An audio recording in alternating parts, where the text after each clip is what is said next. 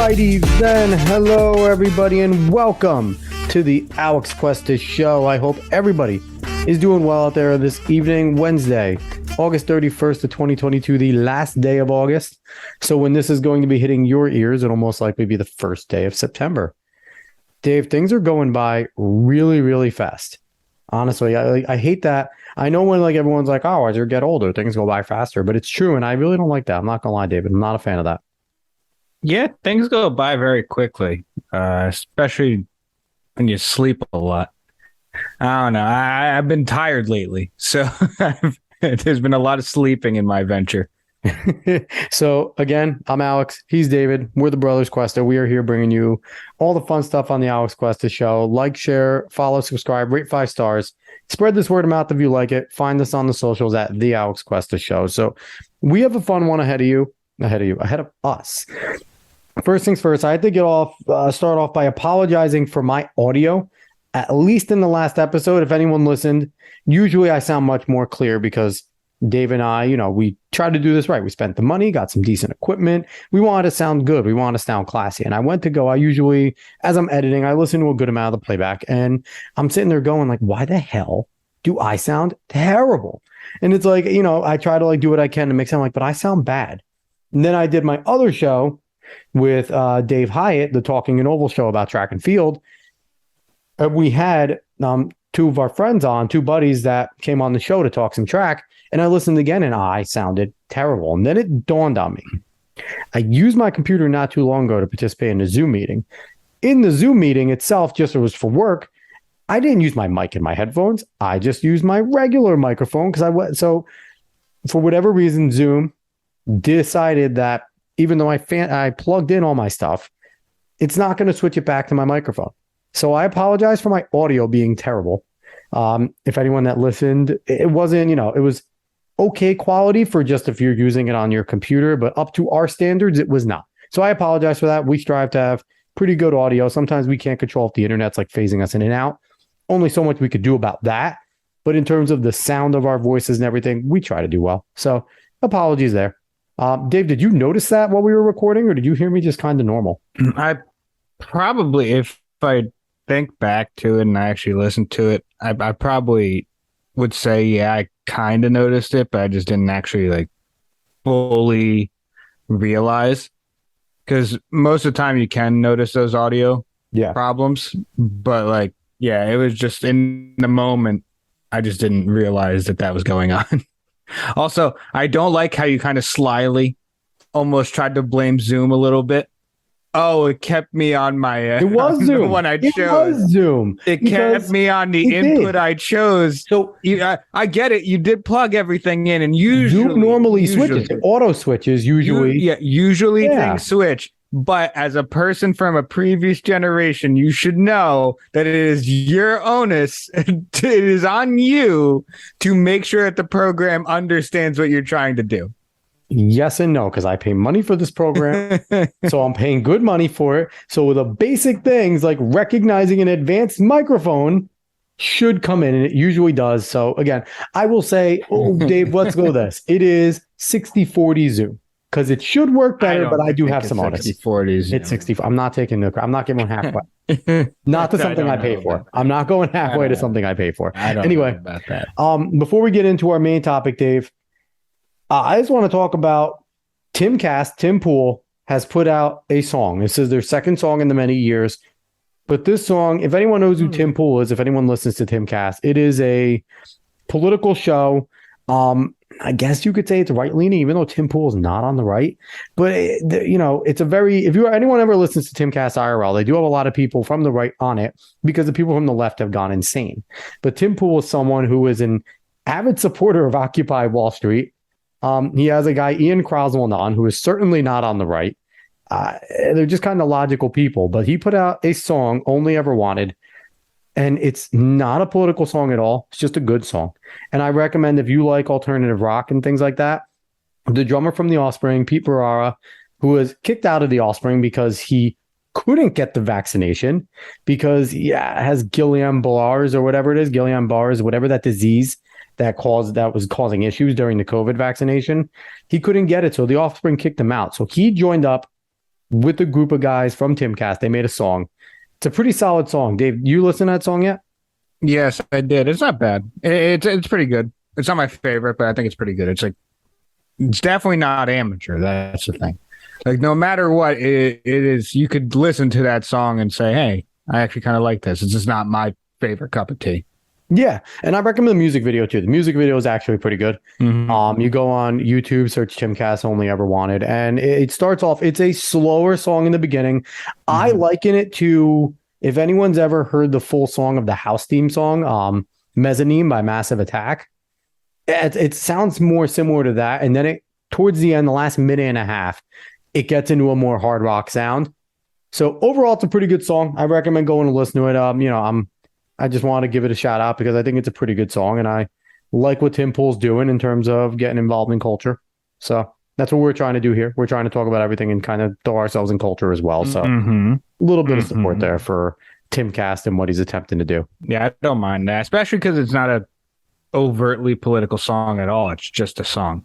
Like it's not like he's trying to make any statement. No, it's just like a semi-emo song. Like that's all it is. Yeah, and I was listening, and he said he kind of got attacked by a member of Eve Six. And like they tweeted after the day, it was like banal lyrics and things like that. And also Tim Pool went back and was like, "Hey man, I'm a big fan. I don't care. That's awesome. Thanks for listening." And then he deleted his tweet and ended up being like, I was a little bit too rash. Like that was it. So it's like killed him with kindness a little, but like even on that, I listened to the episode following, and Tim Pool's like, "I don't care what they say. I love Eve Six. Like they made songs of my generation. Like I'm cool with that. They can hate it. I still love Eve Six. I'm still a fan of them. Like I don't care about their politics, and I don't care if they care about mine." So it was pretty cool, and I liked it. So go ahead. I give that recommendation there. Me and my wife listened to it. It kind of brought us back to high school a little. Also, Black Bear and the Used made a song, and that song's really good. That's 100% back in high school. So go listen to Black Bear and the Used too. Another shameless plug. So anyway, we're going to jump into the actual meat and potatoes of the show. I guess kind of cultural, yeah, because a cultural phenomenon, definitely in the 2000s. Used to be more of a cultural phenomenon. Used to be more, and I feel like it could get back to it. Let's see how it goes. But we're going to talk some wrestling. Specifically more WWE. We're going to touch on some AEW a little bit, but mostly WWE wrestling. Our interest has kind of peaked. Mostly David's has peaked because he got Peacock, and that's literally the reason he paid for Peacock. And then he saw that like everything WWE is on there. It kind of took over. Basically, if you got WWE Network, you have the same stuff as Peacock. So you can go back and watch pay-per-views from the Attitude Era. You can watch Ruthless Aggression Era. You can watch just random shows of Raw. Like it's really cool. They have a whole entire archive, documentaries about wrestlers, like the Undertaker documentary that is so highly touted. That's on there. Was it? Is it The Last Ride? I think that documentary was called for the Undertaker. I think so. Yeah, that's all on there. It's all on Peacock. And David kind of got obsessed and fell down the wormhole of just rewatching a bunch of things. And then he was like, you know what? Let me jump back in. And you've been watching a good amount of it now. And they just got over the Vince McMahon scandal where it looks like it's getting swept under a rug because he resigned. He's not really involved at all anymore in WWE. I doubt that's going to stay. I feel like he's going to take some time away and maybe come back in some way. He's obviously not the chairman anymore. That goes to his daughter, Stephanie McMahon. Lead of creative is his brother-in-law, Paul Levesque, better known as Triple H. And away they go. I forget the last guy's name. There's another guy who's third guy there. I can't remember. Important.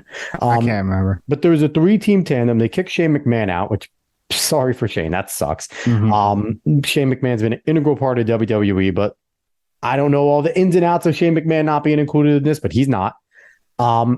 But they have a lot going on right now. And Dave, you've been watching it a little more. You've been paying attention a little more. So kind of give me your perspective about what's going on with the WWE right now. Yeah, this has been, as you stated, a more recent thing because of Peacock.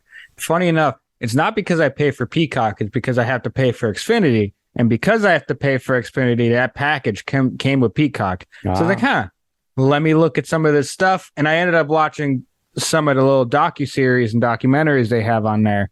One of them being specifically like Monday Night Wars. And it's fantastic. Like it's so much fun to watch, especially me. I'm not old enough to have watched any of the Monday Night Wars. I really watched mainly like ruthless aggression era, basically. And You grew up with maybe Batista basically being your first big time star. yeah, with like Dave like Batista. Evolution being like the big Yeah, kind of yeah. core Randy kind of Orton, group. things like that coming Yeah. in. Yep. Mhm. Nexus and all that. Yeah. And so watching all that back, I mean, the same thing happened with like ESPN documentary, like 30 for 30s on bowling, where you get to see how big culturally some of these things were. So, like WWF, because that's what it was. It was WWF. And I have to say, huge. one of the coolest campaigns they did is once the World Wildlife Foundation sued them and successfully won. Mm-hmm. This is how edgy and great WWE was, and when it was WWF, when they changed, the change was so easy because their slogan was "Get the F out." That was their slogan during the transition: "Get the F out," and they were officially rebranded as WWE. But there was no real pushback because they knew, they understood their audience, and they knew how to do this type of stuff. I don't know if they could have pulled that off 3 to 5 years ago as smoothly as they did back in the day in terms of such a major change like that. But keep going. Yeah, no, it's a weird spot to find yourself in when you're getting sued over your name. And but they find a way to do getting it. sued by a panda. Exactly. But the thing is that's what makes at least wrestling so much fun to me, is that everyone knows it's fake. Like, that's not an argument at this point. It's a male soap Everyone opera. that's watching it, yeah, exactly. But everyone watching it knows it's fake. It's seeing how the stories play out. What are they going to do?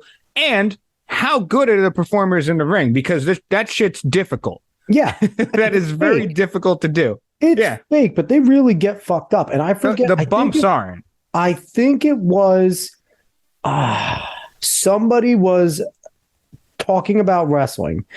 I think it was Frank Mir. That his name, the MMA guy. Yes, Frank Mir. Frank Mir. And I saw it. It was like a little clip. It might have been a TikTok, Instagram, or Reel, something like that. One of those nonsense things. And he was being interviewed, and they asked him about wrestling versus MMA, because I think he dabbled a little in the wrestling world, maybe did an appearance. And he goes, I respect the hell out of those guys. They work a lot harder than we do. He's like, they have so much more to do. And he's like, and the bumps and bruises they are taking, he said, they're guaranteed bumps and bruises. Where in the octagon, you have more protection because you're fighting, you're protecting yourself. But in the WWE, you are going through a performance and you're getting going to get slammed and all that, and you have to take it. And the stunts that they do. So he said, he's like, they're more difficult on a week-to-week, day-to-day basis as WWE, because they also don't get a break. He said, the danger, you can't compare the danger to the octagon because you can get your head knocked off. But he also said the dangers in WWE of a guy botching something and you get your neck snapped. He goes, but he said he respects it. And that's kind of what you were saying, that it's real. It might be all scripted, but it's scripted to an extent, though, which you found out watching those documentaries. They know who's going to win or lose sometimes. But in terms of the in-ring chemistry and the performance, that's not fully scripted. They kind of make it up on the fly sometimes. Their moves, their finishers and signatures and stuff, those are all known. Yeah. But for them to get to those points, that's why you see so many headlocks. That's why you see so many of these like little chain kind of wrestling things, because they're figuring out their chemistry. They're figuring out the flow of the match. They're letting things, and it's all a stage play. And it's all a stage play done by these two people doing athletic things in the ring. It's incredibly impressive when you think about it. It's a thing of beauty when you could see guys that aren't doing all those locks, because they have that great chemistry that they just kind of have a look and they'll know. And the referees play a huge part in it too. Yes. Which is so much fun to know that, they're always talking to each other. It is really cool. It's really cool. I'm not gonna lie. That's the thing, is that like, the more I like kind of looked into the background of it and what is going on in these matches, in these shows, and the things that they came up with and maybe did on a whim, like the whole DX invading WCW is really more on a whim. Like Triple H, at least from the stories I've heard, like Triple H said he made a joke in the room saying, "Oh, I wish I could like take a tank down there," because they were always getting venues next to where WWF was doing shows. Yeah. WCW is like right across the street, basically. And so they said, yeah, why not? Let's do that. He said everyone in part of DX was like, wait, no, what are we actually doing today? And, when they told him. and the best part was, too, WCW knew it was going to happen because what people don't understand, and I saw AJ Styles saying this, they want everyone to have animosity towards each other in the different associations. Like the WWE guys don't have any hard feelings in the AEW guys, and the WCW guys, for the most part, and WWF guys didn't have real animosity. Shawn Michaels and Triple H were still best friends with Kevin Nash, Scott Hall, Hulk Hogan, the whole clique. X-Pac was involved in the clique as well. And I saw something where it was like, Shawn called Scott Hall and was like, we're going to be outside of your venue in like 10 minutes with the tank. And Scott Hall was like, no, you're not. And they showed up with a tank. So it's like the animosity between the Monday Night Wars is great because WWF and WCW are obviously competing because they are competitive. And, and even though it's scripted to an extent, winning that belt, whatever belt you're going for, does mean a lot because that means that the network sees you in some light. The company sees you in a light.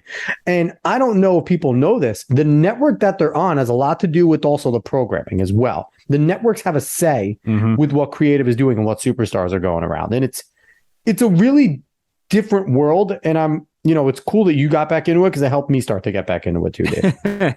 Well, and the thing is like you said, the belts mean a lot. But not only does the company think that you could be a top guy or a top woman, whatever it is, but the fans usually have to think that as well. Like there are times where the company pushes people that the fans may not want, but most of the time the company will end up listening to the fans because it's just such a groundswell. That's just like, okay, that's what they want. We're going to move with it. We're going to keep this going. Like Kurt Angle just had like a little basically reunion show because they were in Pittsburgh. Pittsburgh. And he came out and everyone is chanting, "You suck," because that is his thing. And like I saw Edge gave him the sign that says "You still suck," the whole sign which was fantastic. Yeah, same exact bit. So, but that's the thing is that the fans, because of that bit with Edge and him saying "you suck" in the first place, like the fans then decided to say "you suck" to him in rhythm with his theme, and it just became his thing.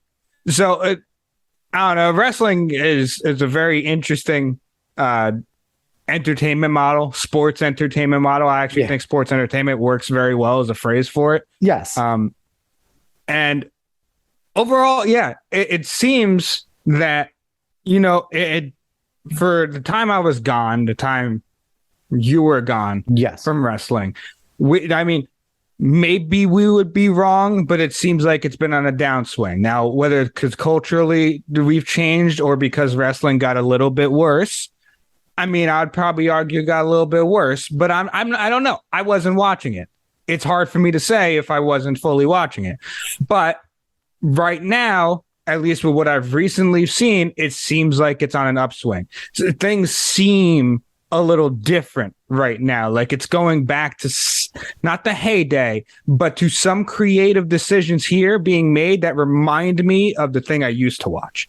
So from the things that I read in terms of why we seem to see like a mini resurgence maybe going on, as opposed to when we stopped watching, is it seems that the storytelling has gotten better again, where the focus for a little while was more of the product in the ring and less of telling compelling stories, where it seems like, with Triple H's direction, now maybe a month long, he's had creative control at this point. Mm-hmm. They seem to be allowing them to start to tell stories some more. And with the stories, you get the feeling that there's true animosity amongst these people. Some of these superstars and wrestlers are amazing actors. And you could see that from guys like The Rock, John Cena, even Stone Cold in like The Longest Yard, Dave Bautista over in Guardians of the Galaxy. They have some acting chops. And when you allow these guys to be creative and get into their characters and be who they are, and then create very real looking animosity when they're doing their promos and things like that. And we're going to cut to a promo soon where you can kind of hear that animosity coming through. And it's a very interesting thing that they're starting to do again, because in the end, what we're watching is a dramatization of a fight in the ring. And we're watching that, and that's why guys like it, because it's a fight. So guys are fighting, and yes, there are times where two guys, and you see it in real life, two guys will start off angry, fight each other, and shake hands at the end because it was a good fight. You both punch each other's face in, but not all the time. And there's got to be a storyline as for why. Just chasing the title isn't good enough. Sometimes there are real rivalries. Well, one of the best of all time involved Edge, where Edge took Lita from Matt Hardy, and there was already that buildup between the Hardys and Edge and Christian. And Lita was Matt Hardy's girlfriend in the ring and in real life. And then Lita went to Edge, and I believe that even happened in real life too. So the animosity became semi-real, but they had great chemistry and there was good storylines. The same thing before Test passed away. He was getting a big push, him stealing Stephanie McMahon from Triple H, when everyone in the wrestling universe knew that Triple H and Stephanie McMahon were legitimately married and were happily married from all things we knew. But the fact that the storytelling was so good, and the McMahons and a lot of that generation was willing to do this type of stuff, where they were willing to put the romantic relationships aside to make these type of stories. And, even the kisses in the ring, it was like similar to being in a movie set where you watch it, like the kisses in the ring, and they were a lot more scantily clad back then. So, even to the point where, like I said, real life relationships had the woman going with somebody else and then she'd be down to her knickers. Like it was a raunchy story, but there was a story there and it was compelling and it made you interested to see how the feud was going to end. For a little while there, it was chase the belt, chase the belt, chase the belt. Less about stories. You had your good storytellers. You had your good promo guys. The anger was still there. I'm going to whoop your ass was still there, but it was less of an actual reason for it happening. Is from everything, from the little bit that I saw, I still watch periodically, and from a lot of things I read, the complaints were, this feud does not make sense anymore. What is going on does not make sense. It's not believable. Why should I care about this feud? And I think that hurt a lot of the championships too, because Universal Championship, the Universal Championship and WWE Championships for the longest time were the only two things that mattered. Finally, it looks like they're going to start to push the Intercontinental and US Championship again, which is great, because that's great for the mid-card guys and to push them and see who has the chops to maybe jump in. So it looks like there might be some good. Now, I was worried about the PG era coming back, because we talked a little bit on the show that they were going to go PG-13, and we were pumped because we thought, they'd be able to go back and really get to it. And then it came out and they said they're PG again. I had my doubts, Dave. Did you have your doubts that it still maintaining, being good and going and getting in a good direction? Maybe slightly, but because I've been watching it, I've been seeing some of the upswings that's been going on, and I've been seeing some of the creative decisions they've been deciding to utilize, like having things going on in the background with this whole Dexter Lumis return. Like there's always something going on in the background of Raw and maybe SmackDown sometimes. He's mainly on Raw. But like Karrion Kross coming back was a surprise. Like everyone coming back that's been a surprise. Like some of these promos that they've either allowed to happen or that they've written very well. Like Kevin Owens going back to basically the prize fighter. And there's so many things that they're doing that seems much more correct and much more like, okay, we're allowing people to be their own again. Like we're allowing fighters to have their full names again, because there is a time where Austin Theory they can call themselves wrestlers now, because they can call themselves Vince wrestlers. is gone. They don't have to call themselves superstar. And there was no, which is interesting. I read something. There was no big memo put out, but I guess enough of these guys know Triple H and they know like that's not a big deal to him. Yes, where it seems like Vince micromanaged a lot. And that's what seems to be what happened during this era. And listen, whatever you want to say about Vince, he's the guy that brought the product in the first place. So when they were failing.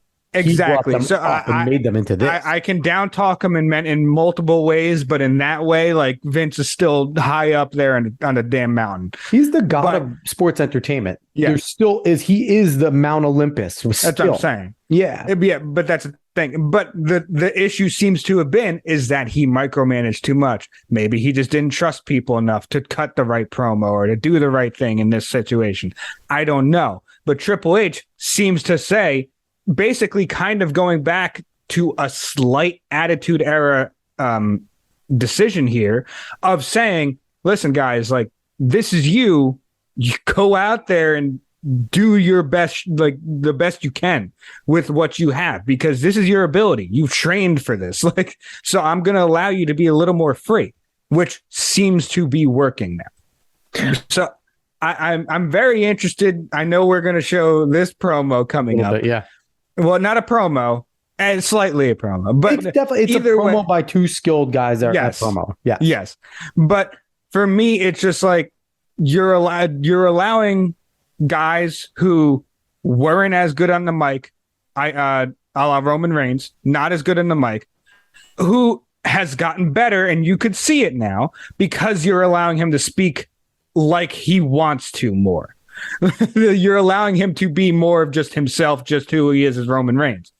And then you're also giving guys like Seth Rollins, who have always been dynamite on the mic, to just go out there and do this. Him and yet again, like Kevin Owens, who's always been good on the mic.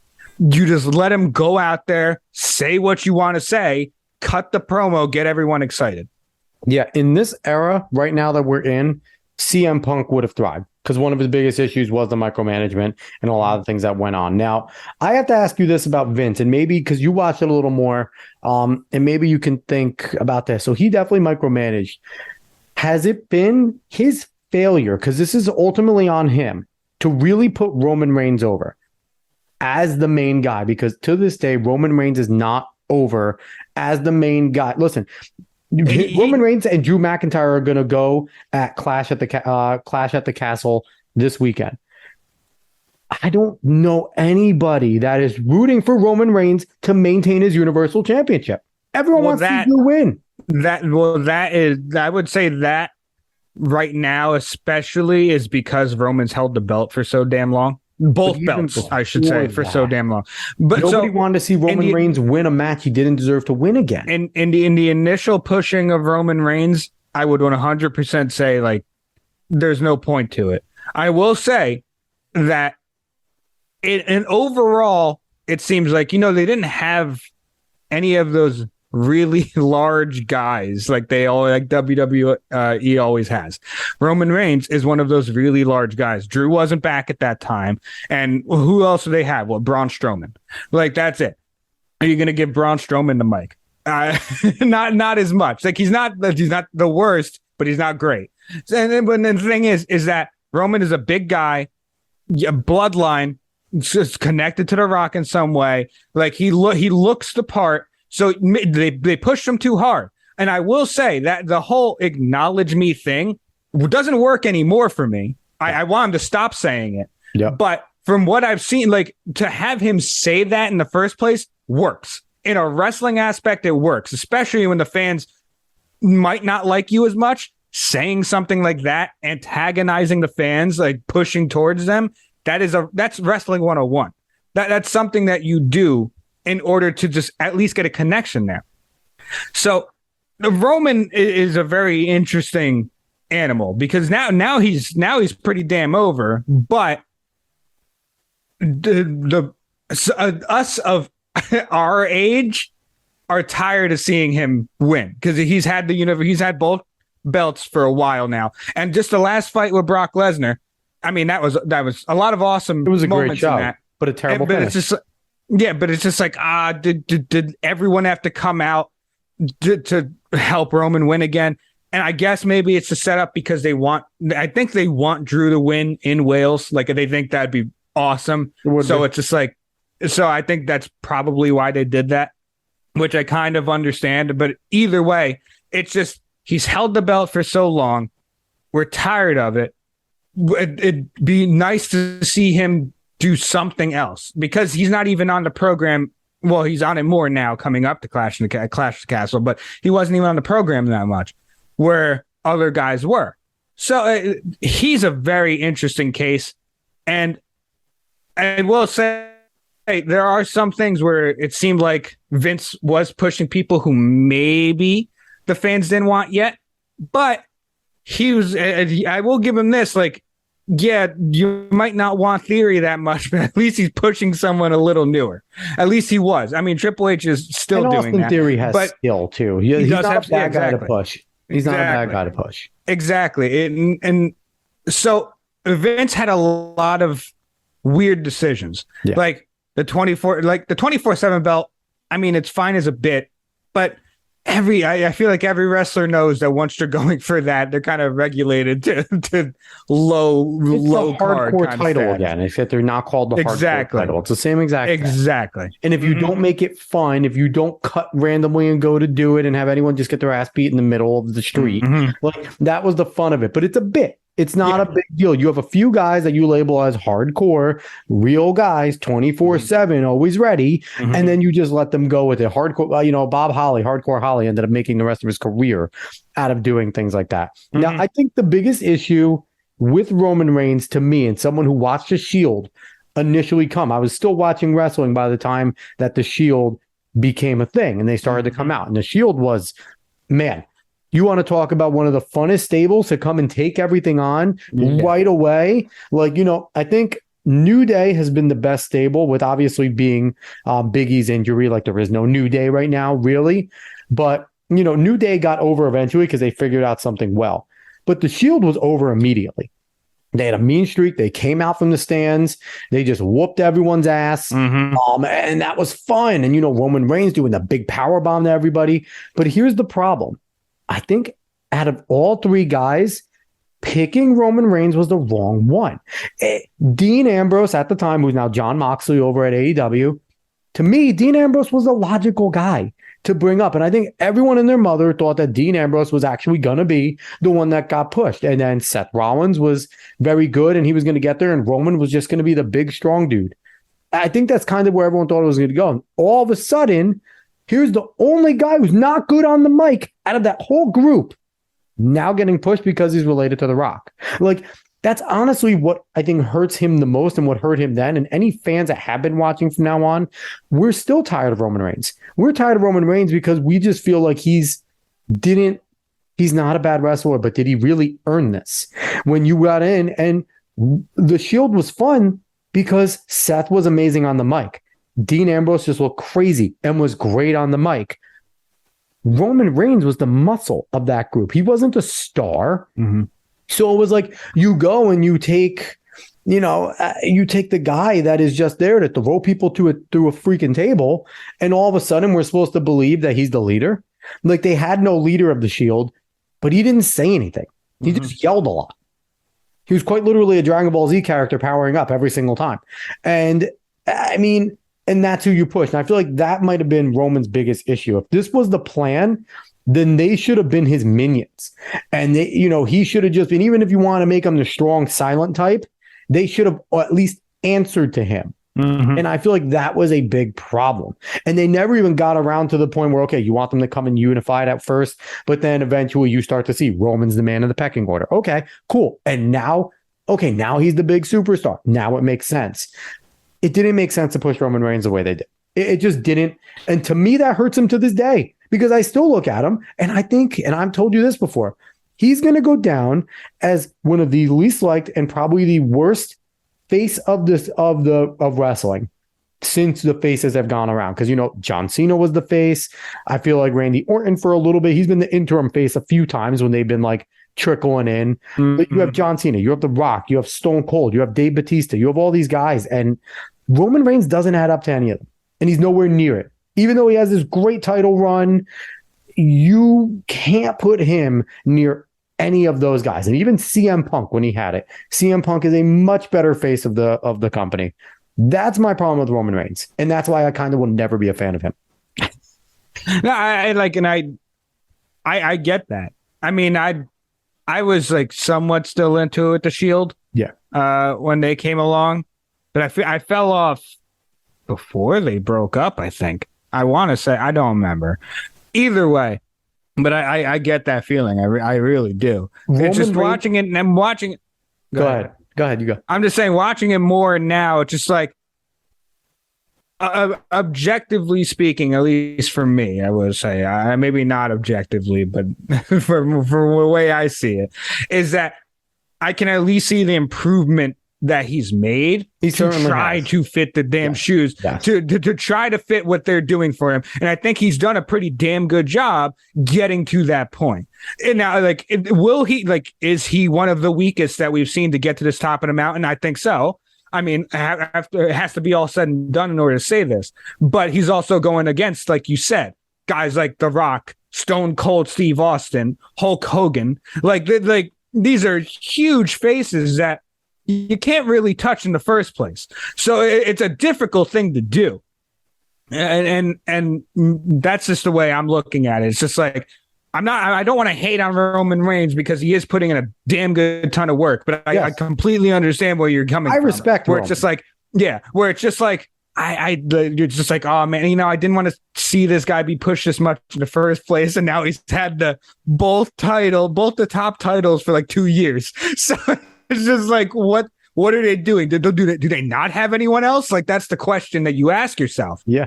So I completely understand that. I fell off when I think he got his second or third unnecessary push.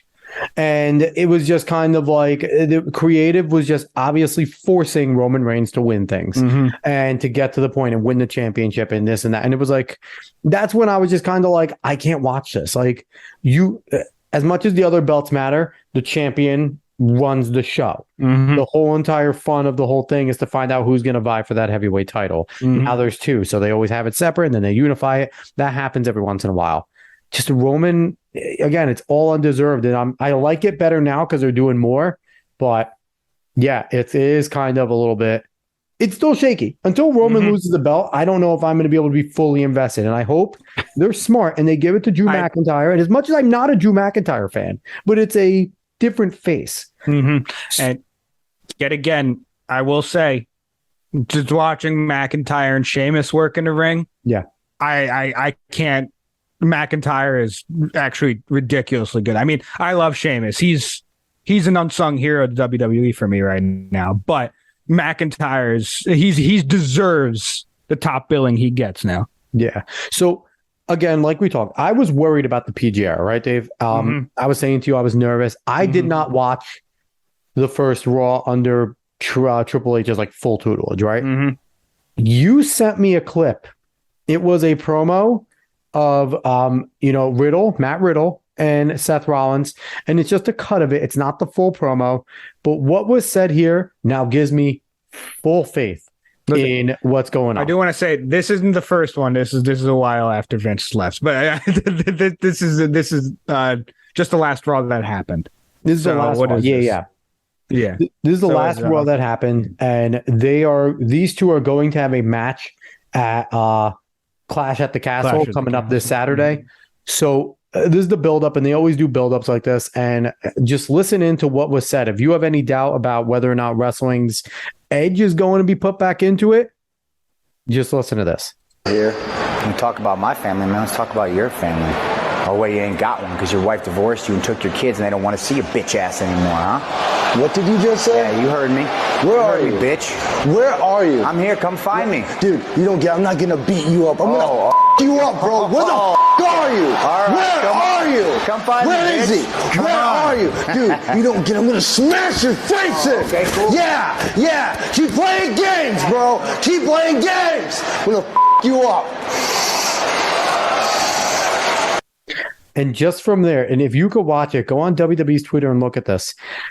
Whether or not there is any real animosity, seeing Riddle get as emotional and upset as he did, hearing Seth Rollins say what he did and say they don't want to be with your bitch ass, we have not heard this type of promo, this type of animosity in a really, really long time.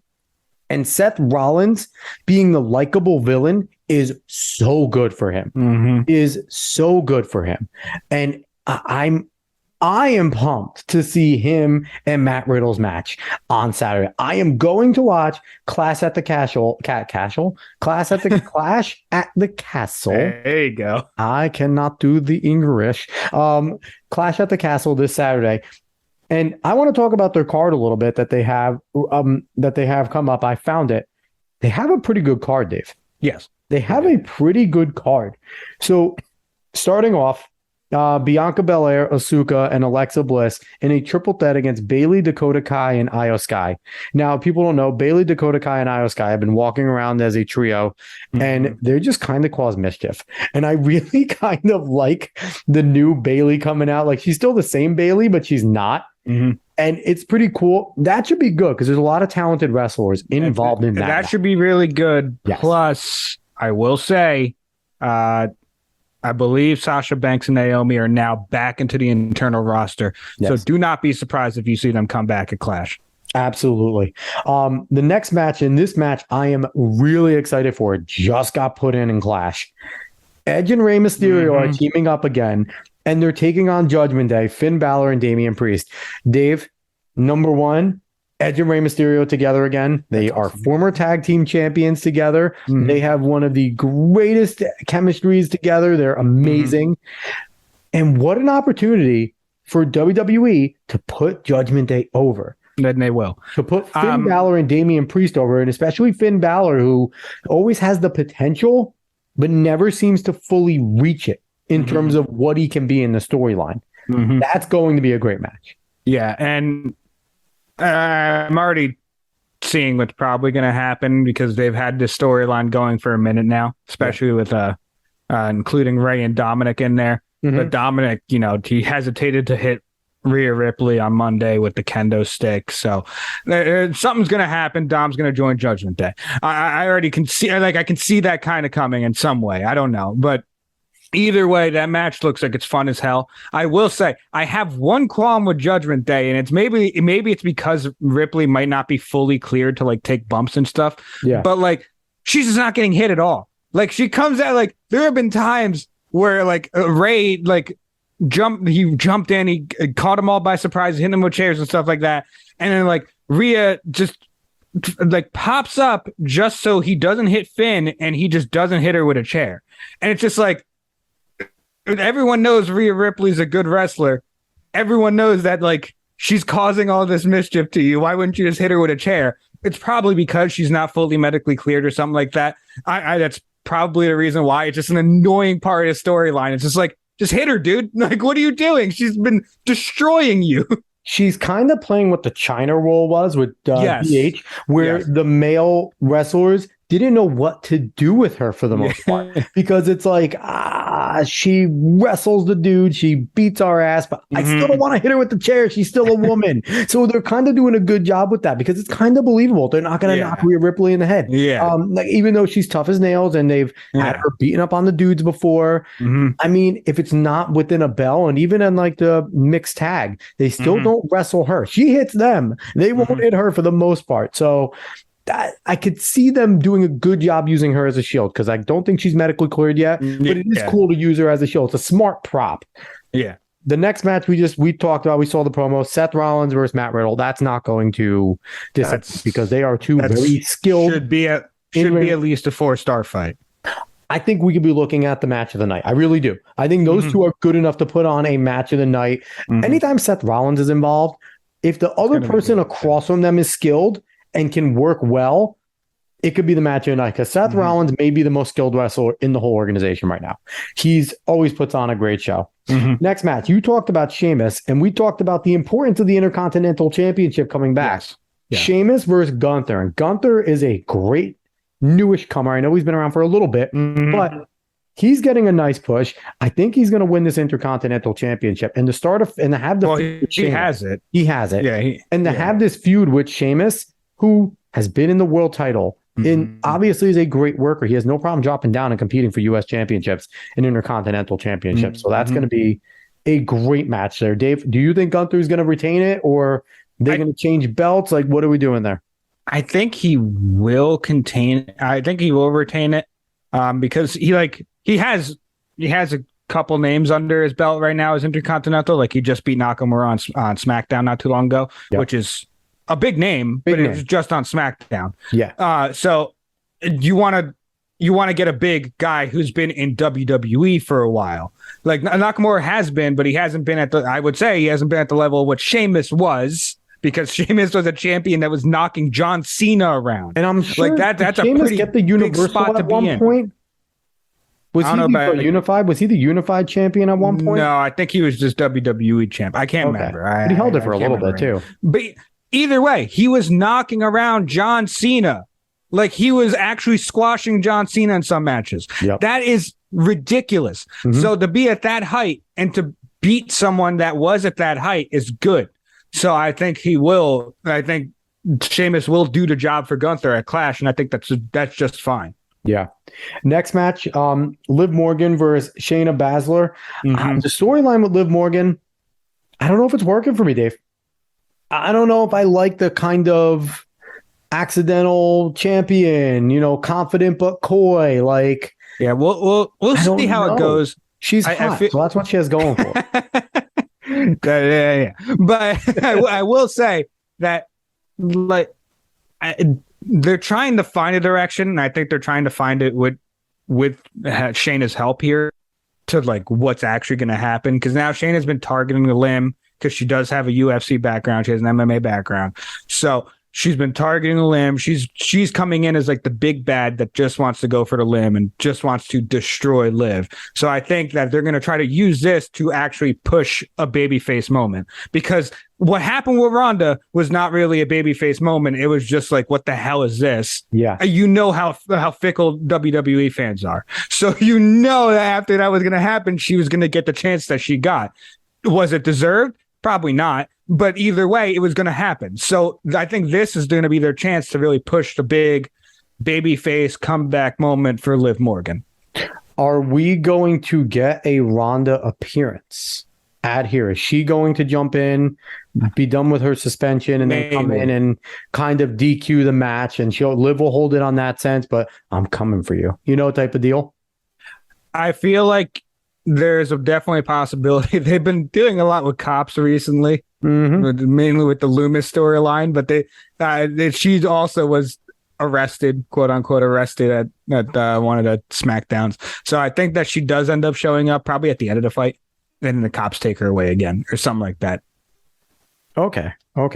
So last match, we talked about Roman Reigns, Drew McIntyre. I'm not a fan of kind of either, but I will be happy if Drew McIntyre takes the belt. I've seen that there's a lot of rumblings that he is going to take the belt, that there's a lot of that talking over in creative. I mean, what do you think? Are we going to get disappointed again? No, I think this is the perfect dude. You're in Wales. Drew McIntyre is actually English. Like, well, not English, but you know what I'm saying. He's from the UK. Yeah. So UK guy. Yeah. So like, this is the perfect chance to have a really big moment over there. It'd be really awesome. He's been beating the ever-loving hell out of Bloodline, other than like the last Raw, but that was it. Like every time he's seen the Usos, he's just beating the hell out of them. So like he's had great moments. They're setting it up that he's actually going to take this destiny. So I hope that it goes over well. I hope there's a part of me that's hoping it's clean. Yeah. I don't want it to be too messy. Like, I want it to be a clean win, but we'll see how it goes. I don't know, because I think they also want to split the belts in general. I think they don't want both belts to be held by one person anymore, which I completely understand. So how they do it, I don't know, but I'm hoping that it's cleaner than it is kind of a mess. That's how you kind of have the telltale sign when the challenger is going to beat somebody like a Roman Reigns who has a stable, because usually right before the pay-per-view, the stable goes and tries to assert their dominance and kind of all steps up and mud stomps him to finish out a show. And like, which is kind of what happened to Drew. They all came out, they kind of whooped his ass. Now, like, he has the reason to be even more hungry for the belt. All the storyline goes in. I feel like he's going to overcome everybody. I feel like that's kind of, the Usos are going to come out and try and do what they do. Roman's going to be hurt. And I feel like Drew is going to be the guy that, keeps the Usos at bay, and we might have some surprise to maybe come and help him out Mhm. to keep the Usos at bay. And I do think it's going to be a clean win if he does. And my last suggestion to WWE, if you're really tired of Liv Morgan, just give me Mandy Rose. Just bring me Mandy Rose. The Toxic Attraction tag team of the stable did come up for the tag team tournament, so they all might be coming up soon. I don't know. Either way, I have seen. I mean, it's probably. I don't think it's actually rumors. I think it's people hoping, but I have seen people talking about the Fiend possibly coming, or just Bray Wyatt possibly coming back in some way. A clash. I don't see how they fit it in really at all. Maybe like a small video promo or something like that happens randomly, but I don't see how they fit it in. Which would be all I need. It would be all I need. It'd probably be really cool. Yeah. It'd probably be really cool, but that's the only way I see it happening, because honestly, I don't see it coming. I don't see him coming into that championship bout, even at the end of it, to like make his presence known. Yeah. I don't see that happening and going well. Exactly, because you literally just had Karrion Kross come back and attack Drew McIntyre to set that up in the first place. So, or to set something like that up in the first place. So the Fiend or Bray Wyatt coming back at this time to insert himself in that way doesn't seem like it would work. Maybe I'm wrong. Maybe they do it well. I don't know. I mean, I don't expect them to come back at all. But maybe they do when they do it well. I have no idea. I'm not in creative for that reason either. But right now, it just wouldn't seem like the right time. It wouldn't make sense to me because, like you said, if you want to do something like this, you should probably do it clean. And bringing in somebody like the Fiend will overshadow a Drew McIntyre's moment if he is to get one. Mm-hmm. If Drew McIntyre was to do this and defeat Roman Reigns and end this run, you want to make it so it's pretty epic and it's pretty clean and that it's something where he can have his moment. We could stand on that ring apron, hold up both belts, and you know, and the pay-per-view ends with a panning out shot of him with his fans, with his people, raining him with cheers. The Fiend would take away from it. That would make sense to maybe do it earlier or just start Raw off with it that next day. Just not even with him, just maybe a great promo, which you know he's known to do. Bray Wyatt's one of the best promo guys around ever. Actually, one of the best of all time. Let's have Firefly Funhouse come back. Or do something. He's not. I don't think he's going to come back. I think he's going to come back with something new if he does. And I did see rumors that Braun Strowman might be back in negotiations with the WWE, so we could be getting. I feel like literally everyone that has been out of the WWE recently has been in rumors because Triple H is now at the head of it, which maybe some of it is true, some of it's not. It's very hard to just see it and be like, oh, yeah, exactly. Because he's brought so many people back that it's just like, it's kind of believable, but that he would just be reaching out to everyone. Yeah. So I'm going to give a little shout out. A website that I like to go to get some wrestling news, stillrealtous.com. I saw them. They started off as like a little Facebook thing and he opened up. It's Josh Foster. He writes a bunch of it. He does a good job of scouring the wrestling world of all the news and writing small articles and putting it into concise places so you don't have to follow 1,000 of them on Twitter. It's actually pretty cool what he does. So I'm giving him a shout out. Now, before we close out, Dave, we didn't touch on AEW at all. I want to touch on it quickly because one of the things I read is there's some problems with AEW, and not necessarily problems. There is a problem. It is the man in charge, Tony Khan.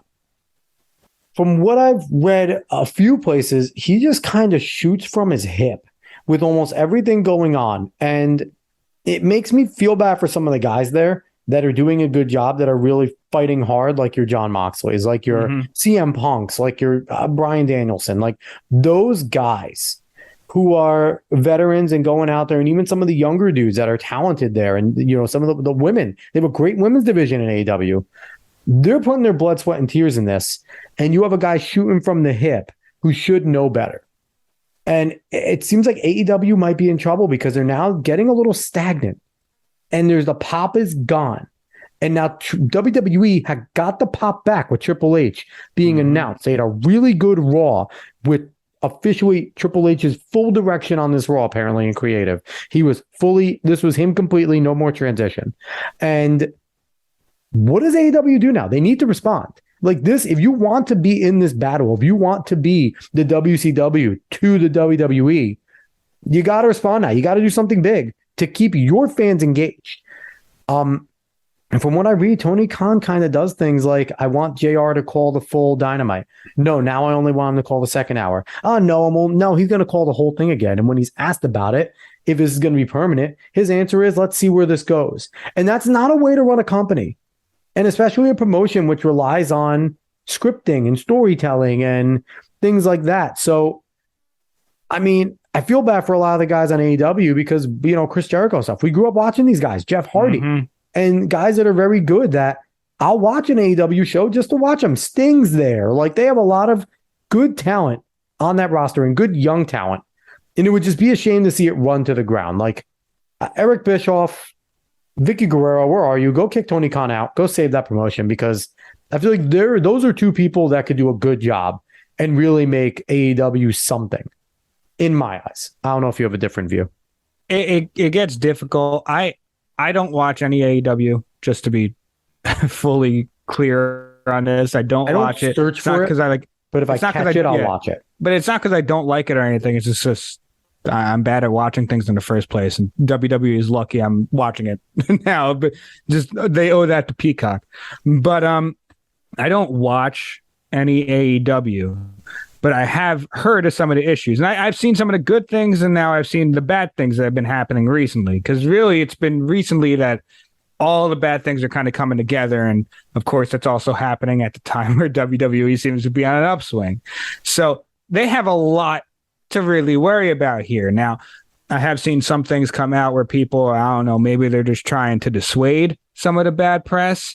But like CM Punk saying he's actually fine in the locker room, like there's nothing actually going on. And the tag team that he works with, they both did interviews talking about just how good of a guy he is and how he's willing to help out any young guy. Like if someone has a question about a match, he'll drop what he can, get in the locker room, watch the match, give him pointers. Like they're painting him as the good veteran. Exactly. And he might, I don't know, he might be. I have no idea. Yeah. The thing is that, like you said, the owner really means a lot when it comes to these businesses. That's why I said, like, you can put as much bad juju on Vince as you want. From a wrestling perspective, I mean, you could also say whatever you want about the allegations that have happened. I don't know too much about them, and I didn't look too much into them because however that works out, it's going to work out. Yep. But you could put as much onus on whatever you thought happened to WWE for a while on him as much as you want, but he built it up to that point. Now, whatever help he had and whatever he did to do it, you could say maybe you don't like it, or maybe you don't like some of the things he took from other people, but he still built that company the way he did. I mean, it takes a lot to be in charge of a business for as long as he was, and to have it running that well for that long, because it was damn near over with in the Monday Night Wars and then it comes back in order to take over and then actually buy out his competition. Yep. That is extraordinarily hard to do. And then to keep it at a level where, hey, yeah, it fell off culturally, but it also was probably the biggest thing in America culturally for a little bit. I mean, to hear stories about Steve Austin coming out, you just hear the glass breaking and the stadium's vibrating because of how much people are going nuts inside of it. And if that's smell exactly, but that's insane to think of for any kind of event to happen. Yeah. And that would happen on almost every damn Raw. Like, that's ridiculous to see.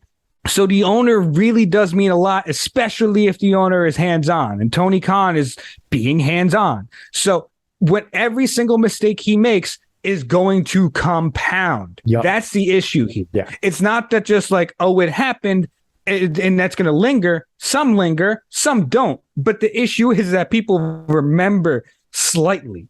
They just remember that something was off. They might not even remember the mistake. They remember something was off. This is different. And I still don't like it. I don't like what is happening here. So all these mistakes compound. And if you're not in control of your locker room, if you're not understanding what your wrestlers want and also what your fans want, like, there's so much shit you have to take control of that I don't think he was necessarily ready for. AEW got a big boom because you had a lot of big names going over in the first place. And yet again, WWE was on a downswing.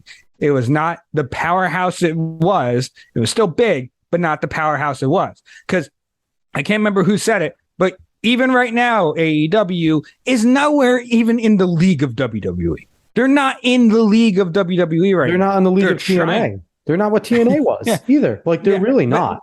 But they're trying to be. Yes. They're trying to be, but having these issues right now is not helpful. Now, whether or not Tony Khan can learn from it, I don't know. I have no idea. I don't know the guy from Adam. So that I have no idea whether he'll actually sit down and think about what the hell he's doing.